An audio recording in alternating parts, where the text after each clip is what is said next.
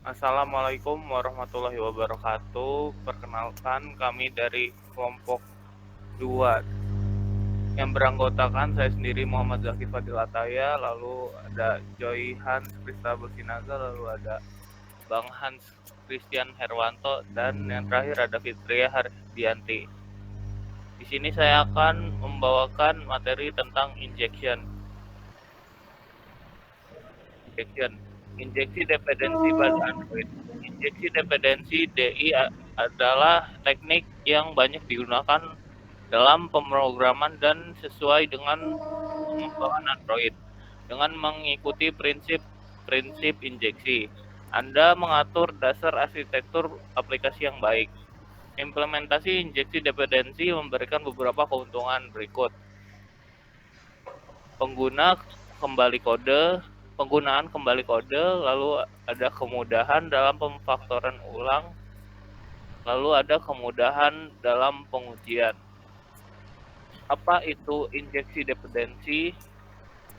Kelas seringkali memerlukan referensi ke kelas lain. Misalnya, kelas car mungkin memerlukan referensi ke kelas engine. Kelas kelas wajib ini disebut dependensi. Dan dalam contoh kasus ini, kelas car bergantung pada sebuah instance dari kelas engine untuk dijalankan. Ada 3 cara bagi suatu kelas untuk mendapatkan objek yang dibutuhkan. Kelas menyusun dependensi yang dibutuhkan. Pada contoh di atas, car akan membuat dan melakukan inisiasi instance engine-nya sendiri. Ambil dari tempat lain. Beberapa API Android seperti pengambil konteks dan get system service berfungsi seperti ini. Lalu masukkan sebagai parameter. Aplikasi dapat menyediakan dependensi di saat kelas dibuat atau meneruskannya ke fungsi yang memerlukan setiap dependensi. Pada contoh di atas, konstruktor car-nya akan menerima engine sebagai parameter. Opsi ketiga adalah injeksi dependensi. Dengan pendekatan ini, Anda mengambil dependensi kelas dan menyediakannya, bukan meminta instance kelas untuk mendapatkannya sendiri. Berikut adalah contohnya. Apa injeksi dependensi? Representasi car yang membuat dependensi engine dalam kode akan terlihat sebagai berikut.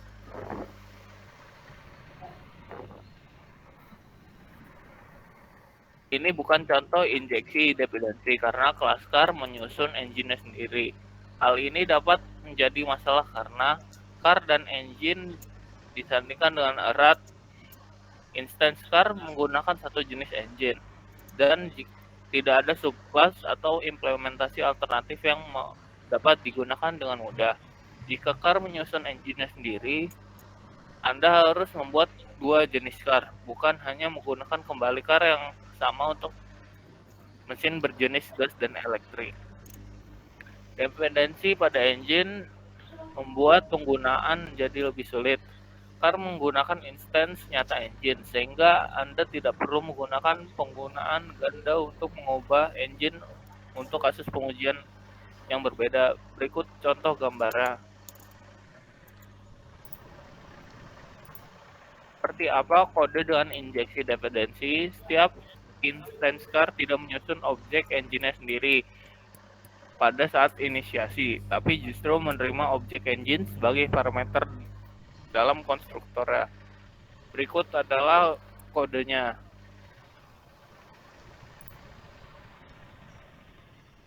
Fungsi main menggunakan car, karena car bergantung pada engine. Aplikasi membuat instance engine, kemudian menggunakannya untuk membuat instance car. Manfaat pendekatan berbasis injeksi ini adalah penggunaan kembali car. Anda dapat meneruskan berbagai implementasi engine ke car. Misalnya Anda dapat menentukan subclass engine baru yang disebut electric engine dan Anda inginkan agar digunakan oleh car.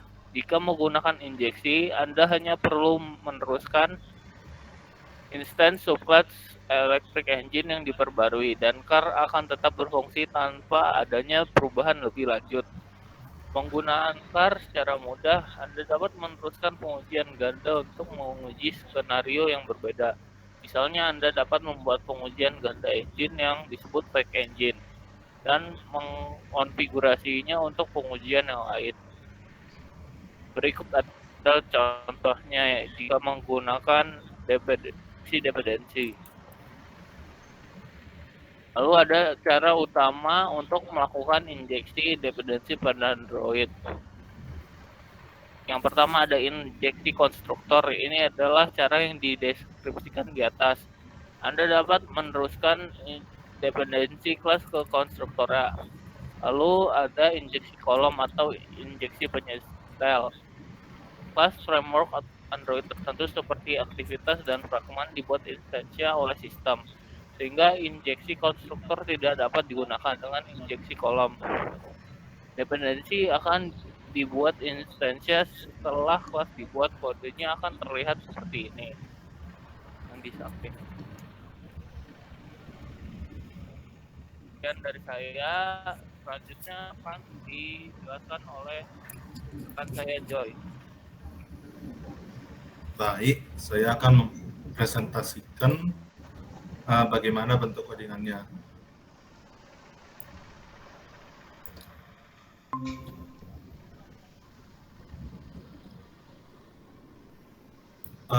Di sini kami menggunakan Dagger 2 tepatnya sebagai alat tambah kami dalam melakukan injecting dependency. Seperti yang kata kawan saya tadi, injection itu merupakan sebuah cara untuk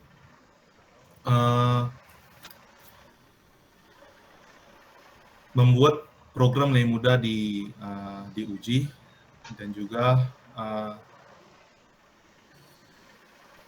melakukan melakukan pengulangan pemberian nilai tanpa harus mengulangi codingan.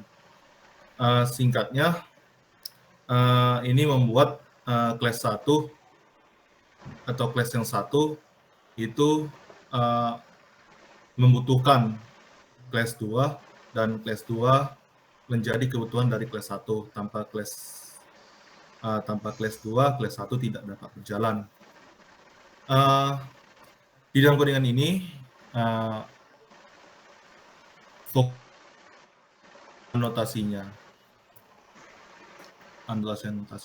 seperti inject, lalu ada provide, ada modul,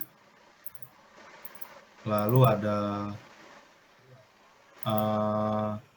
singleton, dan scope, document, dan retention. Baik, langsung saja kita masuk. Pertama langsung kita run saja dulu.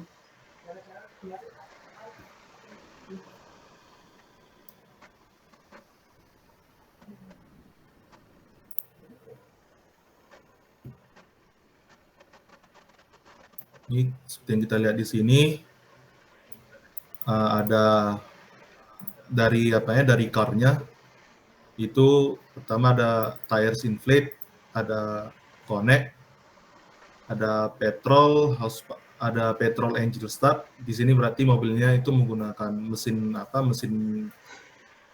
bensin atau petrol, dan drivernya dengan nama si bodak dengan sedang mengendarain mobil. Sini kita bisa langsung ganti misalnya nilai horsepower 200, engine capacity-nya kita 2000, engine capacity-nya kita buat 5000. Ini kita ganti nama pengendaranya jadi si dia run lagi. Dan kita lihat di sini horsepower-nya 2000, capacity 5000, lalu ada driver dengan nama si dia is driving. Untuk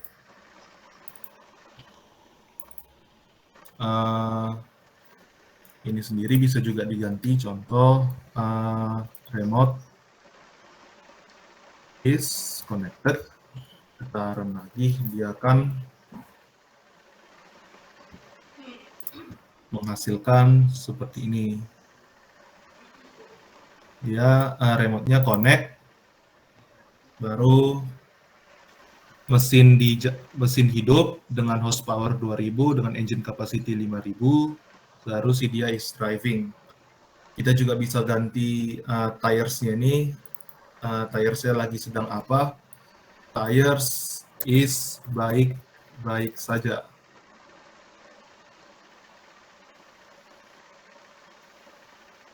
Run lagi.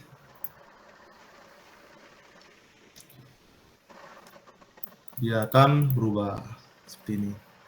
Dari yang kita coba ini, apa yang perlu kita ketahui? Jadi yang pertama itu, main activity ini tidak perlu membangun, seperti yang dibilang kawan saya, tidak perlu membangun engine-nya sendiri, atau part-part yang dia butuhkan, seperti pengendaranya, engine-nya, sama rodanya. Main activity hanya cukup memberikan nilai horsepower sama engine capacity, diserahkan kepada komponen-komponennya ini, seperti activity komponen. Activity komponen akan meminta nilai horsepower dan engine capacity dari main activity, yaitu ini nilainya, lalu di-create.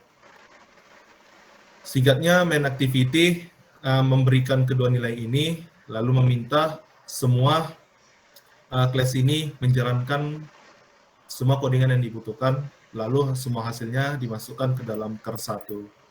Lalu drive ini merupakan panggilan murah fungsi untuk memanggil semua nilai itu. Lalu kita masuk ke inject-nya, ke anotasinya. Inject sendiri itu untuk menunjukkan konstruktor mana yang dapat dimasukkan, atau konstruktor mana yang dapat diinjek nilai-nilainya. Jadi menggunakan inject ini untuk menunjukkan bahwa car 1 sama car 2 nilai kedua car ini dapat dimasukin oleh kelas lain. Lalu ada provide, yang pertama ada modul. Ya jelas modul ini untuk menunjukkan bahwa kelas ini merupakan hanya sebuah modul, hanya sebuah rangka pembangun untuk, misalnya ini untuk modulnya roda. Provide sendiri ini untuk memberikan nilai atau menyediakan sebuah nilai yang akan dikirim ke kelas wheels untuk diproses. Lalu untuk driver module sendiri itu untuk menyediakan menyediakan nama driver. Nama driver diambil dari supporting code. Ini dia memberikan ke dalam driver module dengan nilai si dia, masuk ke driver mode, masuk ke driver module, masuk driver name, baru kita masuk ke sini. Untuk engine sendiri, engine hanya butuh memanggil fungsi start hanya untuk memulai kendaraannya. Namun di sini engine-nya ini nggak hanya sekedar memulai, engine-nya ini juga ada bagian-bagian seperti ini. Kita ambil contoh, ini mesin gasolin atau mesin bensin atau mesin petrol. Mesin petrol sendiri mengambil nilai mengambil nilai horsepower sama engine capacity dari main activity. Seperti ini, jadi nanti kalau dia berjalan, dia langsung memasukkan nilai horsepower sama engine capacity, lalu di output ke dalam log kita itu horsepower sama engine capacity-nya. Yang hebatnya di sini,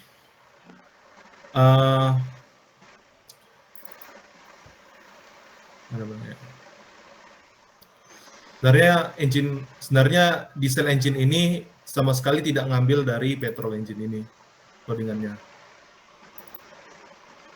Jadi diesel engine ini hanya mengambil dari petrol engine nilainya. Seperti ini.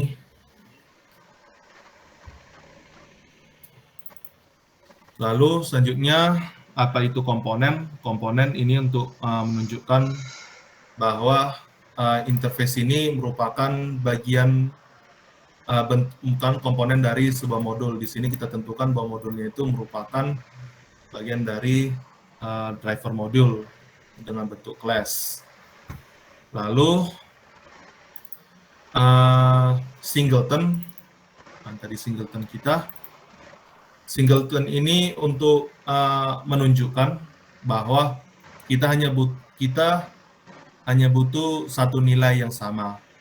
Kita hanya butuh beberapa nilai dengan nilai yang sama. Jadi siapapun yang memerlukan nilai dari app komponen ini, dia akan tetap menghasilkan nilai yang sama. Contoh ini car 1 sama car 2 saat kita run tadi, ini nilai drivernya itu sama, nilai car-nya itu juga sama. Kita tambahin pun dia sampai, ya, kita kasih contoh, sampai 6, 3, 4, 5, 6, car 1,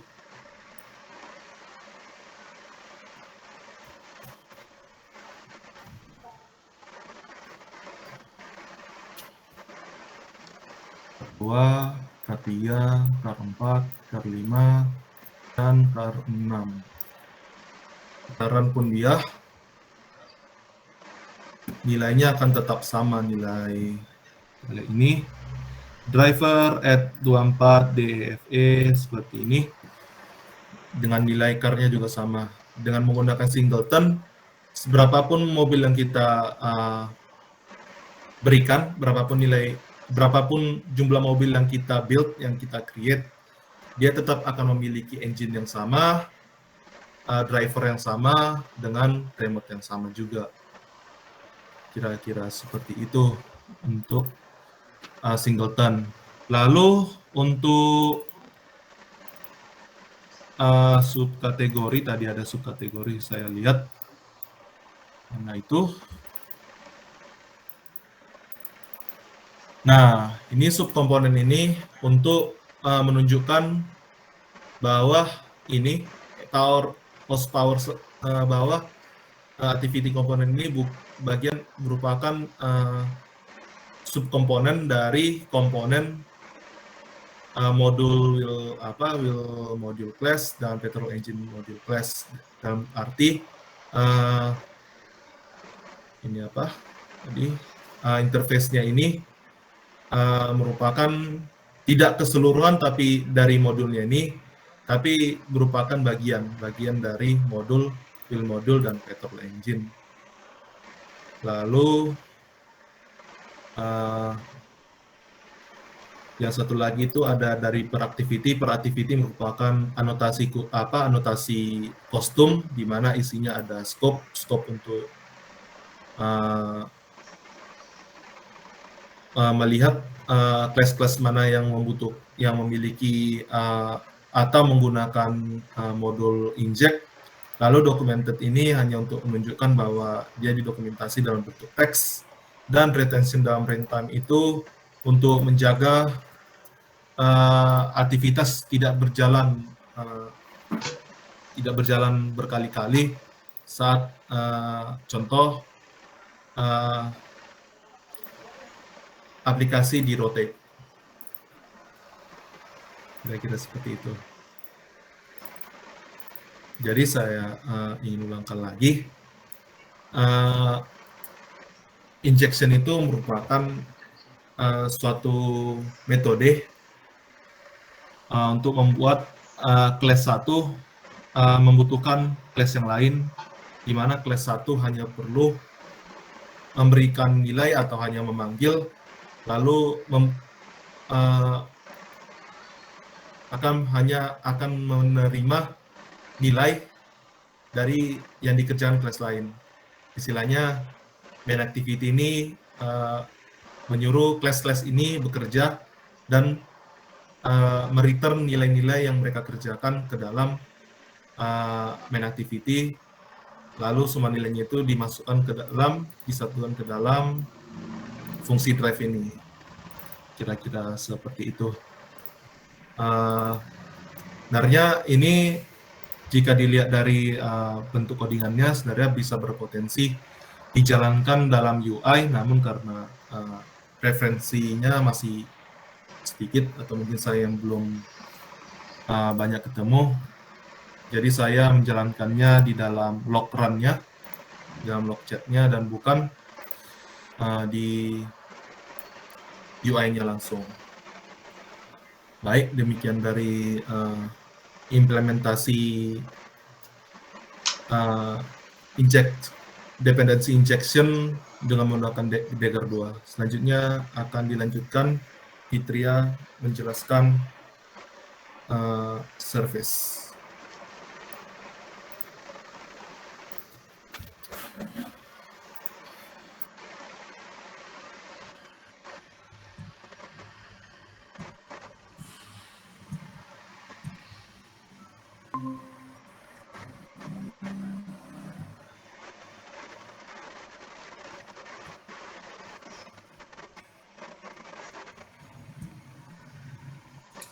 Baik, selanjutnya di sini saya akan menjelaskan tentang service. Yang pertama di sini menjalankan tugas Android di treat latar belakang. Semua aplikasi Android menggunakan treat utama untuk menangani operasi UI. Memang operasi yang berjalan lama dari treat utama ini dapat menyebabkan fungsi berhenti dan tidak responsif. Misalnya, jika aplikasi membuat permintaan jaringan dari thread utama, UI aplikasi akan berhenti berfungsi hingga aplikasi itu menerima respon jaringan. Kita dapat membuat thread latar belakang tambahan untuk menangani operasi yang berjalan lama saat thread utama tersebut menangani update UI. Membuat beberapa thread, kumpulan thread adalah kumpulan thread terkelola yang menjalankan tugas secara paralel dari antrean. Tugas baru dijalankan pada thread yang ada ketika thread tersebut tidak ada aktivitas. Untuk mengirim tugas ke kumpulan thread, gunakan antarmuka eksekutor service. Perhatikan bahwa eksekutor service tidak ada hubungannya dengan layanan komponen aplikasi Android. Contoh kumpulan thread dari 4 thread yang dapat digunakan untuk menjalankan tugas latar belakang, yaitu seperti pada gambar di bawah ini. Selanjutnya menjalankan eksekusi pada thread latar belakang. Membuat permintaan jaringan di thread utama akan menyebabkan thread menunggu atau memblokir hingga thread tidak menerima respons. Karena thread diblokir, OS tidak dapat memanggil onBrow, dan aplikasi akan berhenti berfungsi dan berpotensi memunculkan dialog aplikasi tidak merespon. Sebaiknya, jalankan operasi ini di thread latar belakang. Untuk dapat membuat permintaan jaringan, lihat kelas repository, yaitu seperti pada gambar berikut ini. Make login request bersifat sinkron dan memblokir thread pemanggil. Untuk mencontohkan respon permintaan jaringan, kita memiliki kelas result sendiri. View model memicu permintaan tombol jaringan saat pengguna mengetuk, misalnya sebuah tombol. Untuk contohnya yaitu seperti pada gambar di bawah ini. Dengan kode sebelumnya, login view model memblokir thread utama saat membuka permintaan jaringan. Kita bisa menggunakan kumpulan thread yang telah kita buat intens untuk memindahkan eksekusi ke thread latar belakang.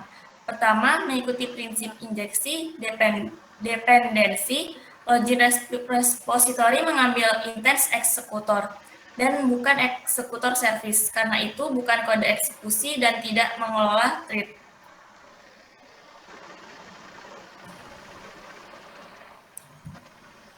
Metode eksekutor mengambil runnable.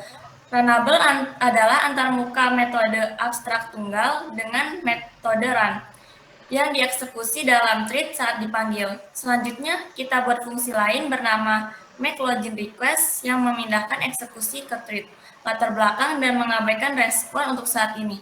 Untuk contohnya yaitu seperti pada gambar di bawah ini. Selanjutnya berkomunikasi dengan thread utama.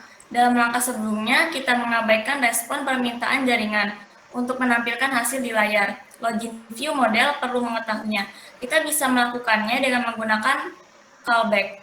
Fungsi makeLoginRequest harus mengambil callback sebagai parameter agar dapat menampilkan nilai secara asinkron.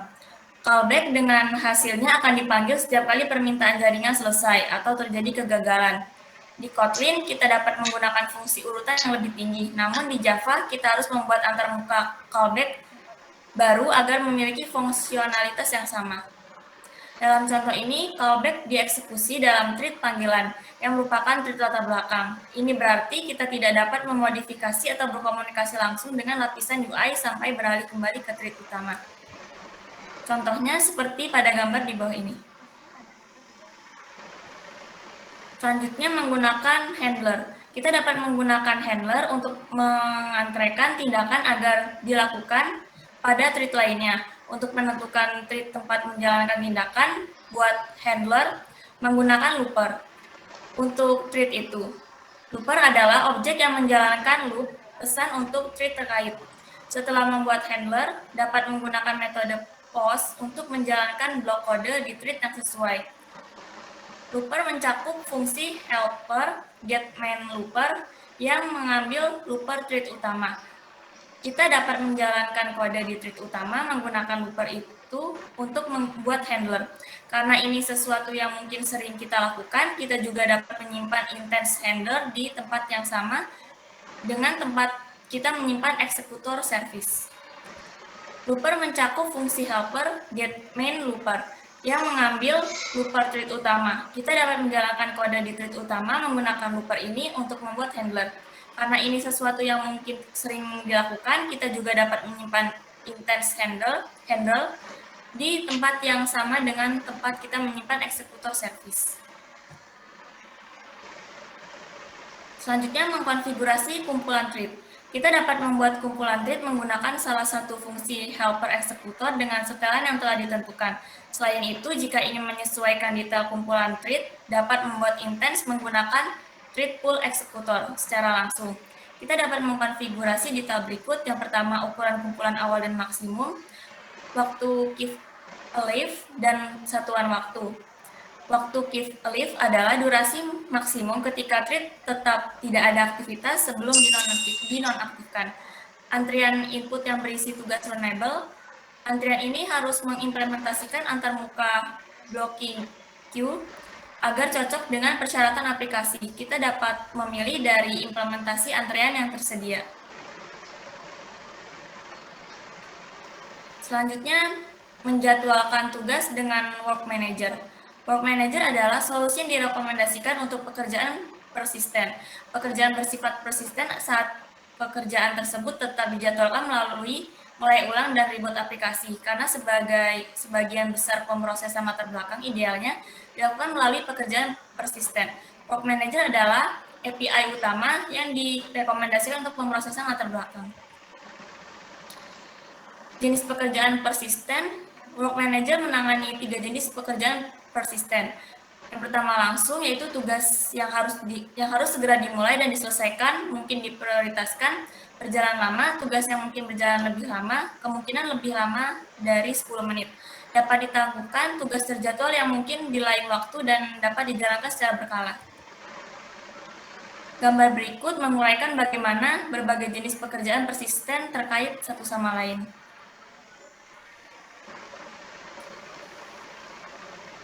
Selanjutnya, tabel berikut ini menguraikan berbagai jenis pekerjaan.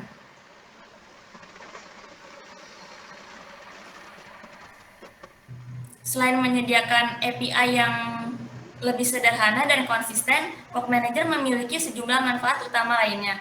Yang pertama, batasan pekerjaan. Tentukan dengan jelas kondisi optimal untuk pekerjaan yang akan dijalankan menggunakan batasan pekerjaan. Misalnya, jalankan hanya ketika perangkat berada di jaringan tidak berbayar, saat perangkat tidak ada aktivitas, atau saat baterai perangkat mencukupi. Penjadwalan yang andal. Work Manager memungkinkan kita menjadwalkan pekerjaan untuk menjalankan satu kali atau berulang kali menggunakan jendela penjadwalan fleksibel. Pekerjaan dapat diberi tag dan diberi nama sehingga kita dapat menjadwalkan pekerjaan yang unik dan dapat diganti, serta memantau atau membatalkan grup pekerjaan sekaligus. Selanjutnya, tugas yang diprioritaskan. Kita dapat menggunakan Work Manager untuk menjadwalkan pekerjaan langsung untuk eksekusi di latar belakang. Kita harus menggunakan tugas yang diprioritaskan untuk tugas yang penting bagi pengguna dan yang selesai dalam beberapa menit.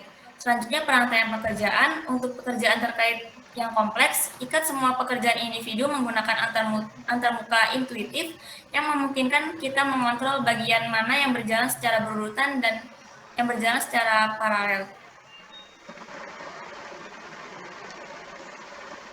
Selanjutnya, interoperabilitas trading bawaan. Work Manager terintegrasi dengan lancar dengan Coroutine dan RX Java dan memberikan fleksibilitas untuk melakukan plugin API asinkron kita sendiri.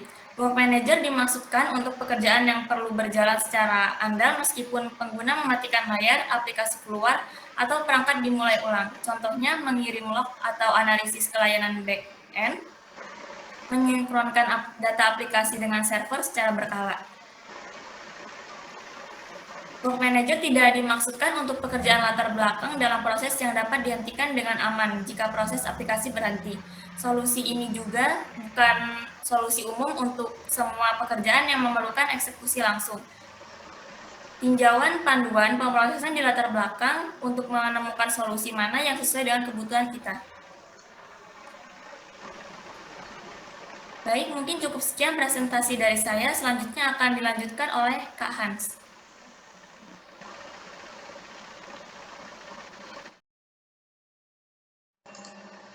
Baik, saya akan menjelaskan implementasi aplikasi dari codingan service.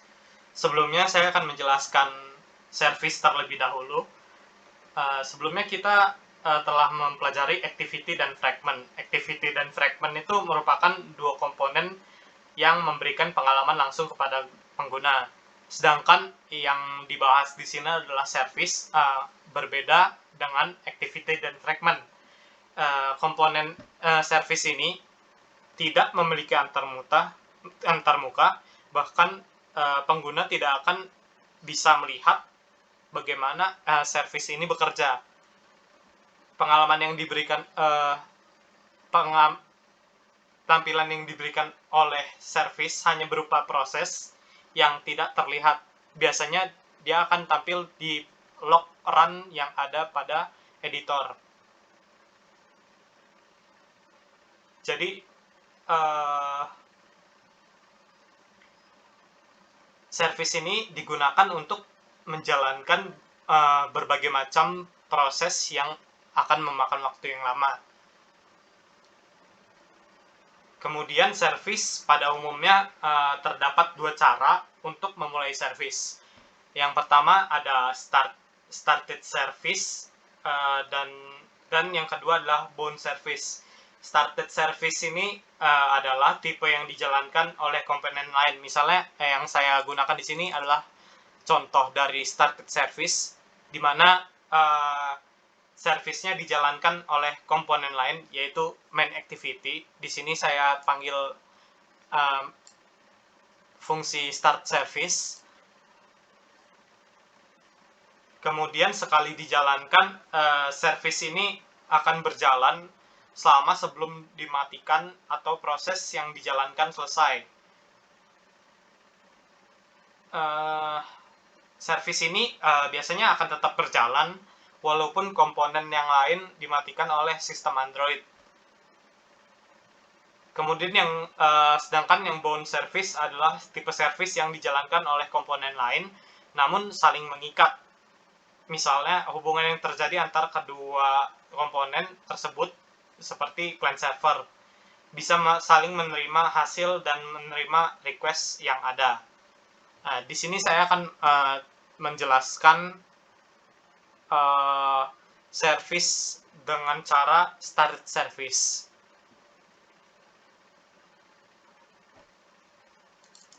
Awalnya yang dibuat adalah saya buat antarmuka simple dengan satu tombol di sini start service yang ada terpampang di layar sebelah kanan,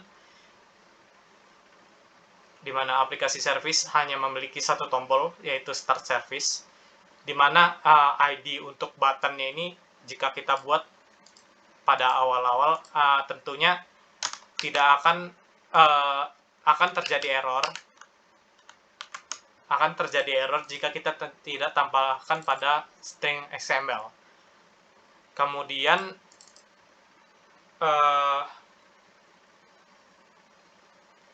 Kemudian untuk eksekutor service-nya saya gunakan Java sebagai pengelola background proses untuk mematikan service yang berjalan. Saya menggunakan eksekutor Java untuk mematikan service yang sedang berjalan. Kemudian pada main activity saya buat kode untuk mengenalkan objek yang sudah kita masukkan. Di sini saya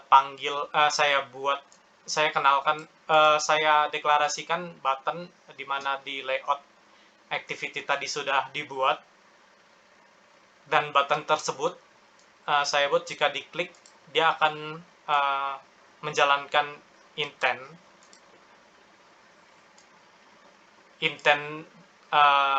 package-nya dari main activity dari kelasnya yaitu myService.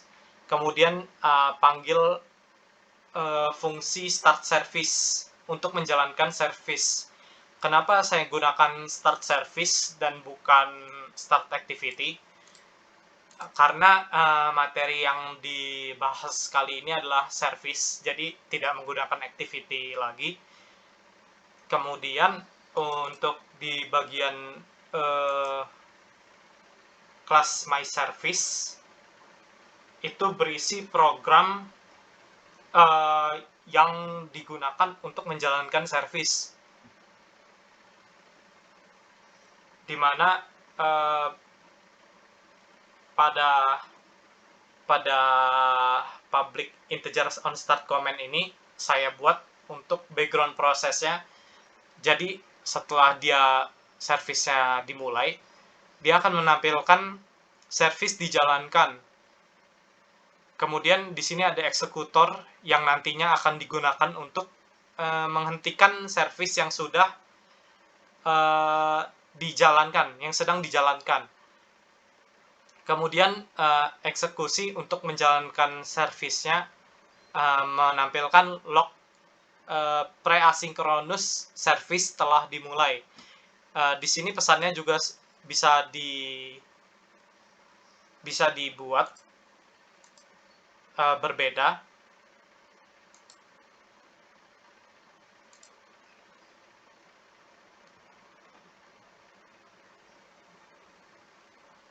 Pesannya juga bisa dibuat berbeda selain service telah dimulai.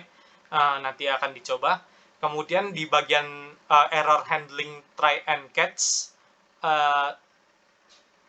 saya buat untuk delay-nya selama 10 detik atau 10.000 millisecond. Jadi anggapannya service telah dimulai selama 10 detik. Kemudian setelah 10 detik tersebut akan menampilkan log post asynchronous selesai. Kemudian saya menggunakan fungsi stop self, itu digunakan untuk menghentikan proses yang sedang berjalan dalam 10 detik yang sudah ditentukan sebelumnya. Jadi setelah 10 detik dia akan berhenti secara otomatis. Kemudian setelah start comment selesai, dia akan memanggil fungsi on destroy, di mana pesannya itu service selesai. Kita coba untuk jalankan saja.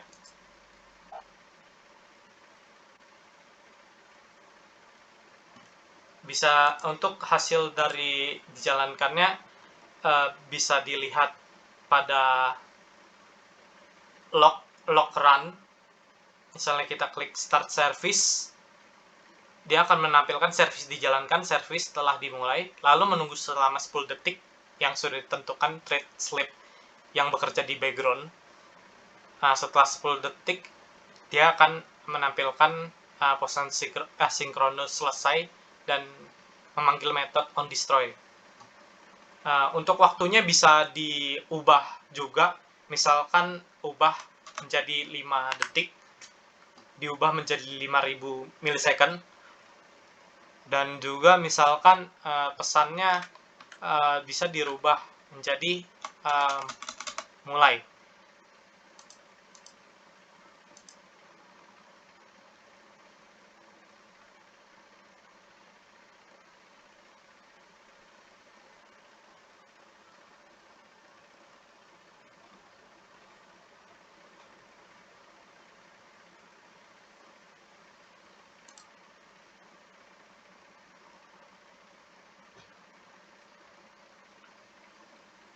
Nah, jika kita jalankan,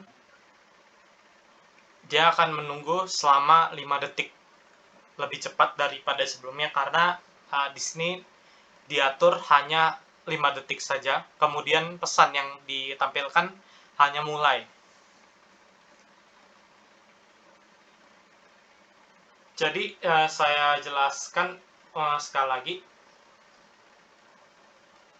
Jika tombol start service ini diklik, maka kita lihat pada lognya, my service telah dijalankan, service ini telah dijalankan dan tak akan pernah mati sampai dimatikan oleh sistem yang sudah kita tentukan delay-nya seberapa lama, yang kemudian sampai dimatikan oleh sistem, atau dengan metode stop self yang sudah dibuat, atau stop service. Di sini saya gunakan stop self. Kemudian untuk keseluruhan kelas my service ini, jadi saya jelaskan tujuannya untuk mematikan atau menghentikan service yang telah dijalankan dengan memanggil metode stop self setelah yang sudah kita tentukan tadi selama 5 detik. Jadi ketika kita klik tombol start service, service dijalankan secara asinkronus dan mematikan dirinya sendiri setelah proses selesai. Jika service tersebut berhasil, dia akan menampilkan hasil seperti ini. Mungkin itu saja yang dapat saya jelaskan mengenai implementasi aplikasi dari service. Ini adalah contoh aplikasi sederhananya. Itu saja yang dapat kami sampaikan untuk presentasi kelompok kami. Mohon maaf bila ada salah kata. Sekian dan terima kasih.